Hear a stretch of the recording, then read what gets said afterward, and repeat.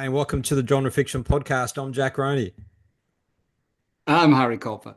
And Harry, introducing our special guest, Heidi Catherine. Heidi is a returning guest and is a Melbourne-based author whose debut novel, The Soulweaver, won the Romance Writers of Australia's Emerald Pro Award. This was followed up by her epic fantasy series, The Kingdoms of Evernow, which was a finalist in both the Australian Romance Readers Association and RONE Awards.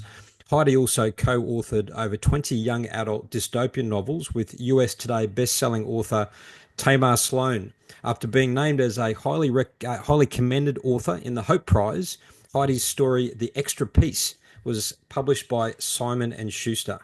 Heidi also won second place in the Scarlet Stiletto Awards for crime fiction and was finalist 4 times in RWA's Little Gems short story competition. So, Heidi, welcome back. It's so great to have you back on our podcast. Thank you so much. I had such a lovely time. Lots of fun talking to you last time, so it's great to be back again. Yeah, last time we had you and Anne Freeman talking about the anthology 12 Tropes of Christmas. But after that one, we said, let's get you back and we can talk about some stuff that you can really add some value to in terms of advice for our listeners. We're going to talk about your advice regarding submissions to agents and publishers. But before we get to that, can you just talk us through your own publishing journey? Yeah, so I've probably been writing seriously for about 15 years now, I'd say. And I started like most of us, bright-eyed, bushy-tailed, submitting to publishers, expecting that my first novel was going to be a smash hit, all the rest of it, getting a lot of rejections, all that kind of thing. I eventually signed a deal with a small UK-based publisher called Crooked Cat, and they published my Soulweaver series. So that's the one you mentioned in the intro that won the Emerald Pro Award. And that was a really good experience in that I met a heap of different authors and learned a lot. But it probably wasn't what I had hoped for in terms of sales, income, that kind of thing. So I ended up going indie after that point and self-publishing my next series of fantasy novels. And again, learned a lot, did a lot. But it was a bit of a hard slog at times. And then my good friend Tamar Sloan who is a really successful indie author, she said to me one day, "Do you want to co-write a series?" And said, "Sure," because at this point I was really looking to learn more from her. And we had a bit of luck in that we launched our first book at the very beginning of 2020. And I don't have to tell you what happened in that year.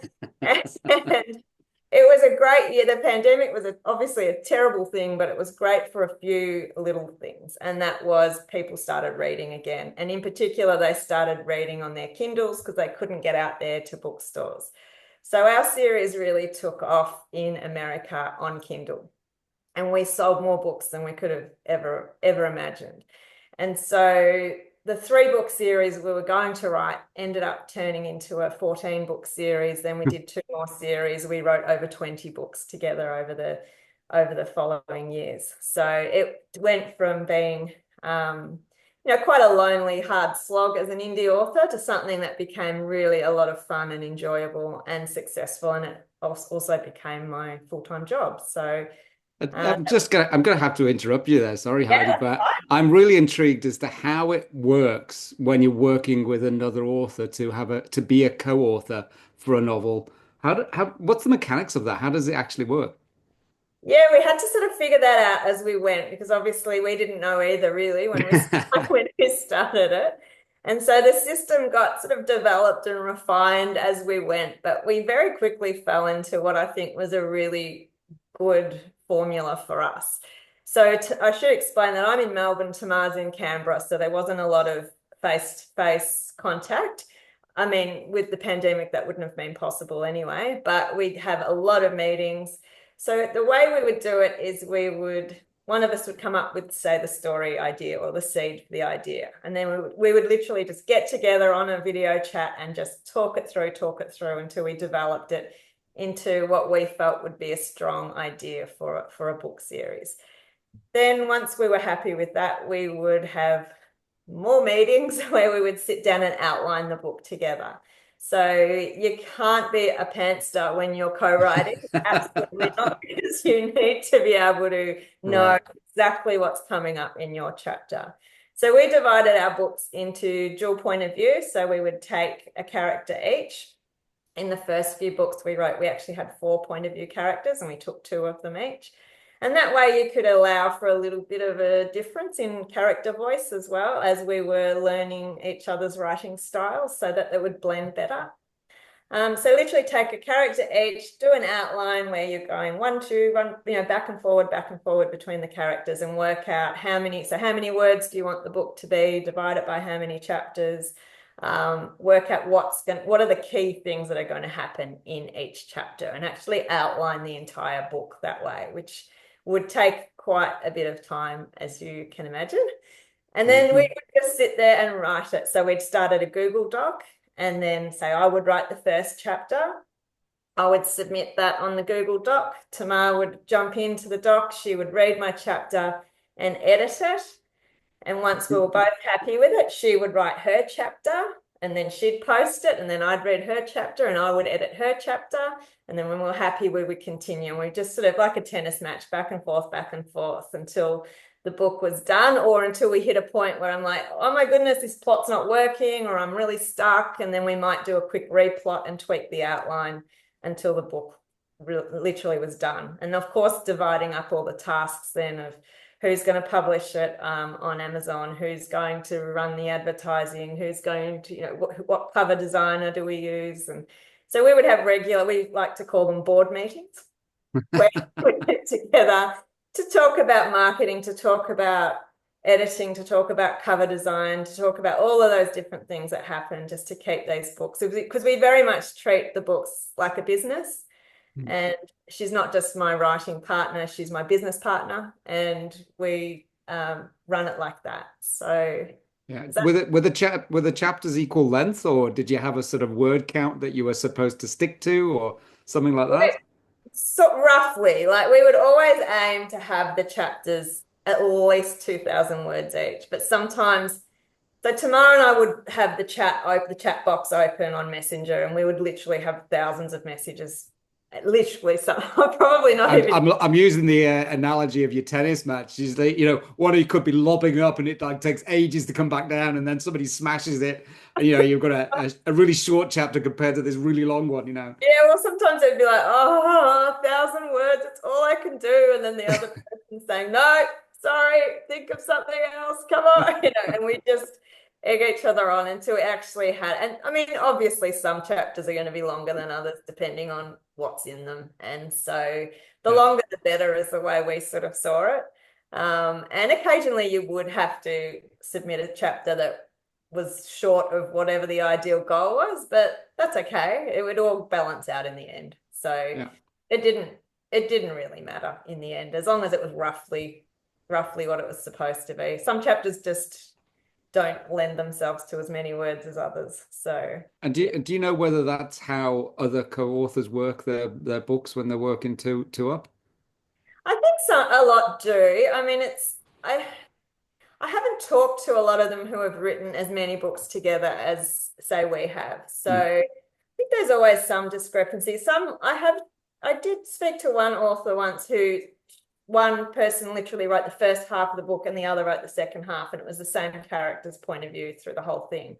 Would find that really hard. I think I could do that with Tamar now, because after so many books together, our writing styles started to merge and blend, and we started to write like each other.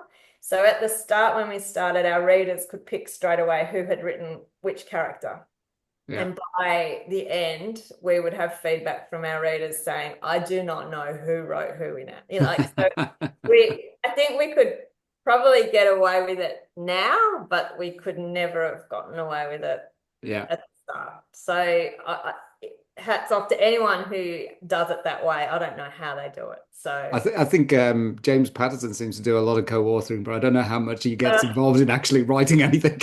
He just sticks his name on the front. Yeah, that's a different way of co-authoring. We did it the true way, where we really made sure that we divided up the work. So yeah, it was it took a little while and a bit of tweaking, and we would play to our strengths as well. So Tamar's an awesome marketer in terms of running Facebook ads, Amazon ads, that sort of thing. And that takes quite a bit of time to pull all of that together. So when she was spending a lot of time doing that, I took on the role of doing all the interior files for the book. So excuse my rescue chihuahua in the background there. I don't know if you can hear her barking. I heard something. So yeah, we would divide up the tasks so that we would take on some of the more time-consuming things. If someone had been doing one thing, someone else would do another. So we did try and divvy it up so it was a fair distribution of time as well. So that took a little while to figure out. And these books, were they YA? And what sort of word count are we talking for the books? Yeah, so they're YA dystopian, and I think the shortest one was 70,000 words, and the longest in the series was probably high 80s. So around that sort of, let's call it 80,000. They did get a little bit shorter, I think, as we went. So, but yeah, always the bare minimum was always 70,000, like never any lower than that. I'm really keen just to delve into what you see as the pros and cons in terms of the process and efficiencies. Like, for example, if you were to compare just in terms of efficiency, would it be more efficient to work solo if you were the sort of person that just wants to be head down, bum up, and you have your own sense of direction, versus working with a partner where there might be some delays, but those delays pay off in terms of efficiency because you're working together and you're pushing each other to meet deadlines? And so just in terms of efficiency alone, what's been your experiences? Definitely wrote more words when co-writing, but you've got to have the right writing partner. There's no point if you don't have the same work ethic, it's doomed to fail right from the start. So Tamar is an absolute workaholic, and I follow closely behind her on that front. So we never like to leave each other waiting for too long for their chapter. So I would be like, I've got to get this chapter done this weekend because Tamar's waiting. I don't want to hold it up. So whereas if it was something I was doing solo, it would be very tempting just to say, hey, the sun's shining. I want to do stuff outside. I don't have to do anything today. So it really kept us both working really hard. So definitely, if you've got the right writing partner, you can be a lot more efficient. But I can imagine that if you had someone who was taking a long time to do their chapters or their part of the deal, it could probably be a whole lot less efficient. So it really depends on working styles and how that works out. And typically, how long would it take you to write? So roughly an 80,000 word manuscript using that format where you're both driving each other on, you're tag teaming, writing alternate chapters. I really like that notion of each of you taking your own character. That way you can insert your own voice with that particular character. So how typically using that format, how long would it take you to get one manuscript finished? Probably 2 months of writing. Wow. And 3 months from start to finish, because factoring in the plotting time and the editing and formatting time at the end. So we put out a lot of books really quickly, but as I'm sure you know, as an indie publisher, especially when you're targeting Kindle Unlimited readers, they are voracious, and some of them will not start reading your series until they know it's complete, because they don't want to be left hanging on, and we have cliffhangers at the end of all of our books. So it's a case, so we were turning them around fast, and the faster you can turn them around, the more sales you get and the more it feeds the machine.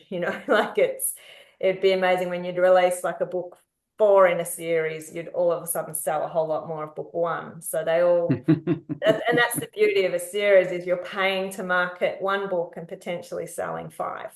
So we were pumping out a lot of words, and because it was locked down for a lot of that time, and with me being in Melbourne particularly, get the violin out. Didn't have anything else to do.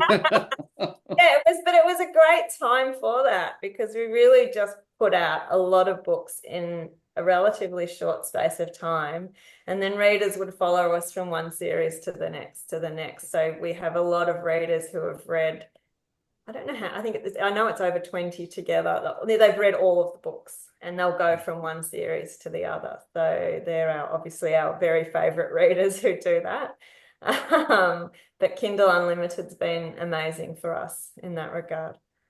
And I imagine there'd be advantages in terms of working as a team with the dual marketing. So not only do you have one author that's doing all the social media and all the marketing, there's two of you. So you're almost doubling your efforts in terms of exposure and marketing. Did you find that was the case? Yeah, absolutely. Of course, you share your royalties, so you're doing half the work, but you are making half the money. I guess that's important to remember as well. Um, so you do there's a lot of advantages in that regard because you have got two sets of social media plugging the same book, so that works well as well. There's a lot of trust in the relationship, I should say too. It's not something I would do with anyone who you don't absolutely trust.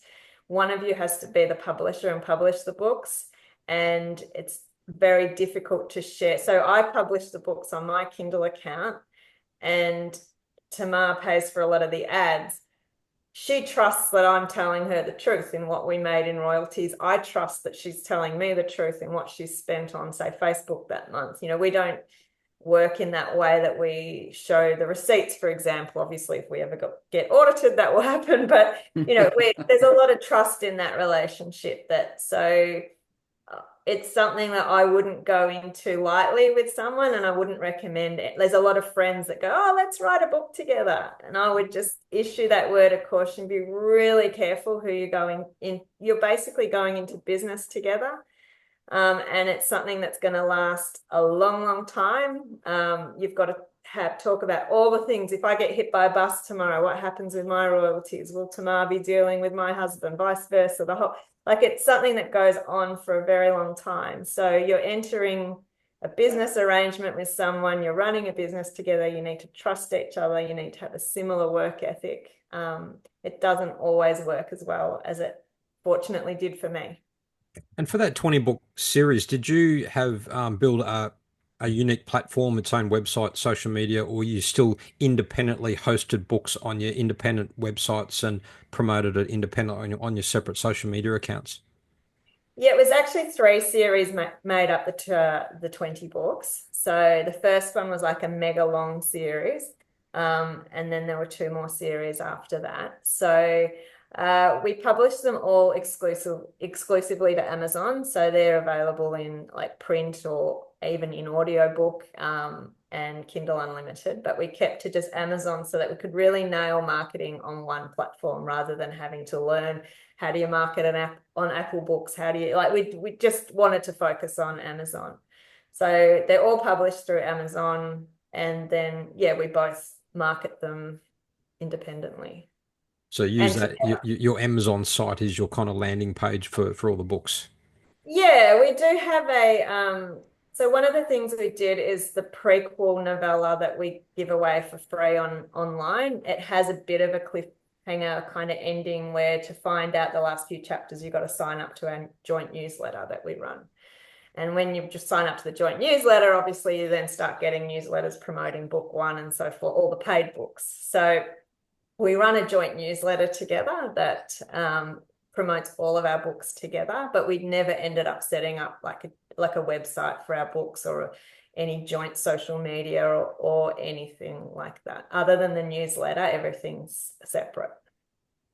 It really, as you say, if you can find the right partner, it really sounds like an efficient way to operate. Again, approaching it as a business that you're both producing a product which you're going to share efforts in terms of marketing. And again, if you could find the right person, it sounds like a really smart way. If you're in sync in terms of your ideas and the ultimate goals, certainly, as you say, probably fraught with some risk, but if you can find that right person, it's great that you have.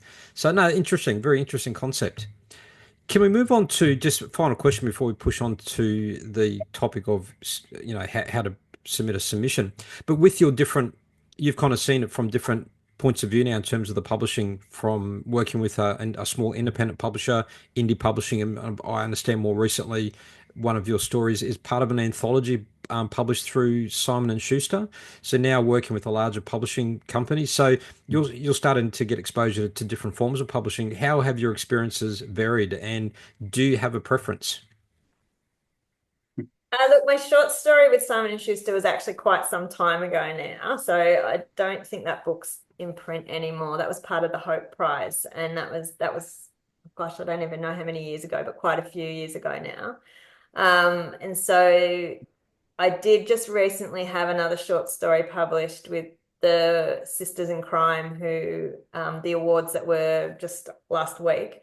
So I was lucky enough to final in their Scarlet Stiletto Awards and be published in their anthology. So that was all a bit Congratulations. I exciting. saw that. Yeah, very exciting. I saw a photo of Candace Fox getting your award, and that was pretty cool. Oh, it was very cool. It was so cool. It was such a wonderful night and great surprise. So that was really great. So I've had short stories published with the bigger publishers, but not the full-length novel. And I guess that's why. So Tamar and I have paused our co-writing just for a little while, just while we focus on different dreams, ambitions, projects. And for me, I love reading domestic suspense novels. So that's my true love, and that's what I want to write. And so I've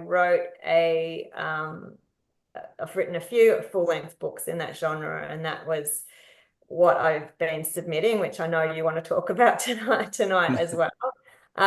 Because the dream for me still is I'd love to be a hybrid author. So keep my indie works. I'm a really proud indie author, but I'd also like to have some books with a more traditional publishing deal, to give me access to just some new experiences and learnings that I haven't had yet in my career. So I feel like as an indie, I've done everything there is to do, and it's been great. But now it's time to do something else a bit different and stretch myself and challenge myself in different areas as well.